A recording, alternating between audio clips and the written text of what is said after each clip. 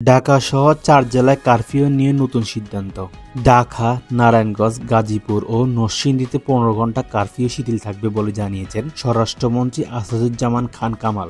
শনিবার ৩ আগস্ট রাতে সচিবালয় মন্ত্রণালয় সভাকক্ষে সাংবাদিকদের ব্রিফিংয়ে তিনি একথা জানান। স্বরাষ্ট্রমন্ত্রী বলেন, রোববার ৪ আগস্ট থেকে ঢাকা, নারায়ণগঞ্জ, গাজীপুর ও নরসিংদীতে সকাল ৬টা থেকে রাত ৯টা পর্যন্ত কারফিউ শিথিল থাকবে।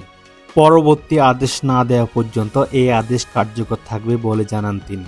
এর আগে আইনশৃঙ্খলা বাহিনীর শীর্ষ কর্মকর্তাদের সঙ্গে দীর্ঘ সময় বৈঠক করেন মন্ত্রী।